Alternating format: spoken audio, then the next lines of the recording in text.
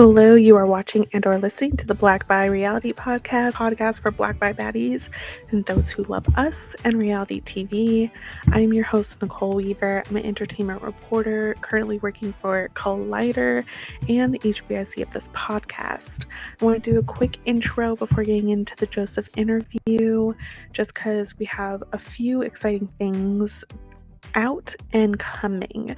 So first I wanted to let you guys know that I talked to Soda Thompson from Survivor 46 and it was so nice catching up to her.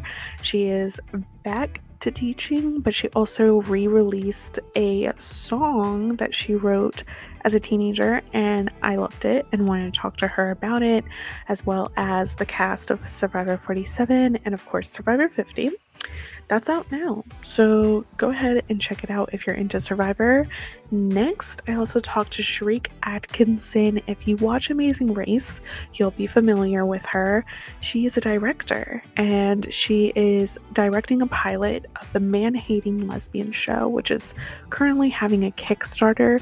Please support this Kickstarter. I believe the Kickstarter doesn't end until September 19th, so plenty of time to give in $1 or more. A big part of this podcast is about uplifting Black queer voices, so I just wanted to share that. And of course, if you have a couple minutes, watch the Shariq interview. It was really fun. Other than that, as you know, we're covering Big Brother, doing exit interviews every Monday, so if you're already basically coming across Black by Reality's interviews, feel free to subscribe and tell your friends who are also into these shows or just into what we're doing over here.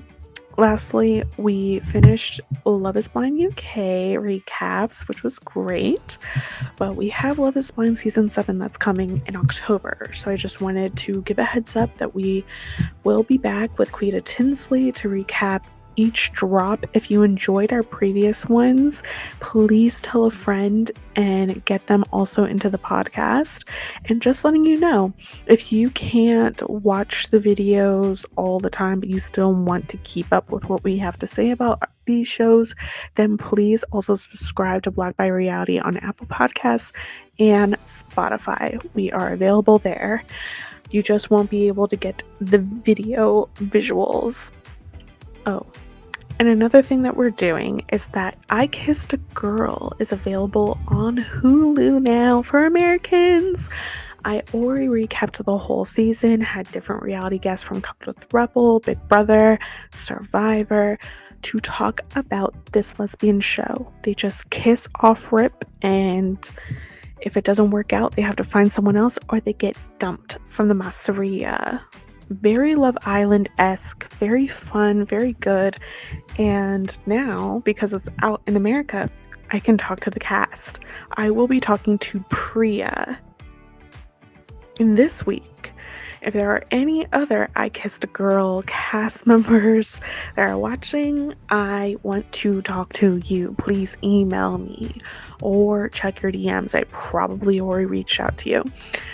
So yeah, and if you're a queer person who has never watched I Kissed a Girl, what are you doing? I need you to go watch it now, watch the recaps, and prepare for this interview with Priya because she has a lot to say. Now that's basically fully it. On to our Joseph interview. Thank you for listening and watching. When she's like a BB moment, which is like a beautiful Black moment. Did we get any of those in this episode? Black. We have a chaotic vibe moment of the chaotic vibe moment. And you're watching Black by Reality. Black by Baddies. And those who love us. Hey, what's up? How you doing? Hi, I am Nicole from Black by Reality podcast. So excited to talk to you. Excited to talk to you as well. My first question is, you had a brutally honest conversation with Angela before you hit the block. Then you did what house guests should do. Cry and ask for forgiveness. Tail between the legs.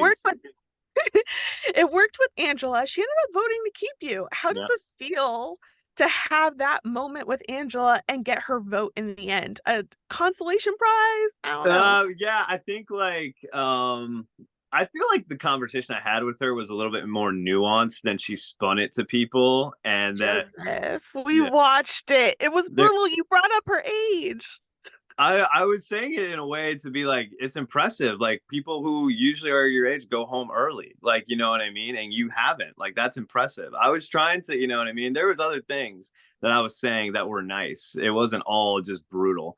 But yeah, I think to come up to her afterwards and everything like that, obviously you got to do that. You got to swallow your pride like in the game.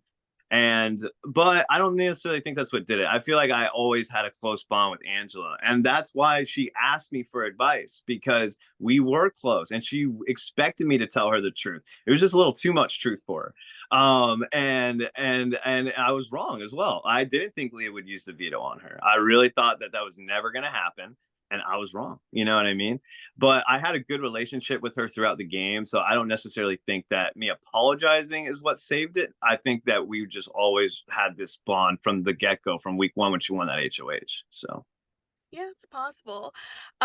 Some also, and some meaning Rob has a podcast. I know that you're a fan of Rob has a podcast. yeah, I He don't think has they're a this, fan of me, but yeah, they are, they're a fan of the game. yeah. And their read on it was after Quinn did his first big mess up, he was so good with everyone in the house. Their theory is that you saw that and you started trying to take that same position where all the allies are like kind of surrounding him. Then you admitted to liking Leah, which Rob has the podcast made a joke of like, wow, he's really trying to hijack Quinn's thing. No, that's funny. Um, do you think that you consciously did spot that Quinn was in a good spot and you were trying to mirror some of that for yourself? No, honestly, I wish I could take credit for that, but no, that wasn't. I honestly, and I didn't think Quinn was in a good spot, so maybe that's bad on me. I felt like he, and I don't know what spot they're talking about, like when in the game they're talking about, but for Everyone just wanted to work with Quinn in those first few weeks. I think the thing with Quinn that he had the identity, he's really athletic. Like, you know what I mean? He can run a 6 minute mile. Like the kid is a beast, like in that way, and I'm not. And I feel like that was like a big thing with it. You know what I mean? Because people knew they couldn't trust him from early on. And that's why I didn't think he was doing that well. Like, Mm-hmm. because I'm just like, this kid's name is like dirt. Like, you know what I mean? I wanted to put all the heat on him all the Mm-hmm. time because I'm just like, everybody's blaming Quinn for everything, you know? True, true. My question for you is that most house guests come into the game with a set plan, and said plan goes out the window once the season starts. I will give you kudos. You did a great job at sticking to your plan pre-season of finding that competition threat, hiding behind them, and also you kept the collective alive. Once Angela outed it, it would have been so easy to throw that away. Joseph, you kept saying collective this, collective that. At first it's like, what is Joseph doing? And then it's like, oh, he tricked all the house guests to like, no, we're still doing this. And then they Well, fall. I think some things got missed from that too, because I've heard that kind of rhetoric. And I think Mhm. that people sometimes would come up to me asking me about it. It wasn't always Okay. just me talking about it. I remember there was one time, I mean, that's how I saw it. Yeah. Chemo, T-Core, and Quinn one time, like, I think this was before or after Chelsea's HOH, like immediately before, immediately after, they're like, Joseph, what's going on with the collective? Like, is this like a thing Mm-hmm. or like whatever?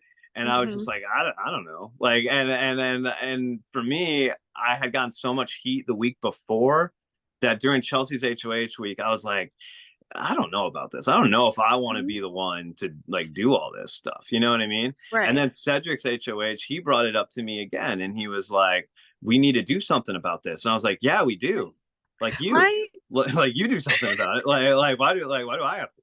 Well, my question for you is like, what would your advice be to Mhm. future players of like, yeah, you're answering these questions of what you're going to do in the game. How do you keep that focus to actually follow through?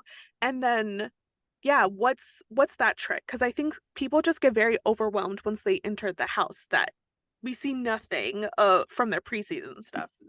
I don't think that matters that much personally. I think that like yes, you can have a set plan or everything, but you have to throw that plan out the window if need be. You know what I mean? Like the game is about making like play calls. You know what I Do you mean? think you did?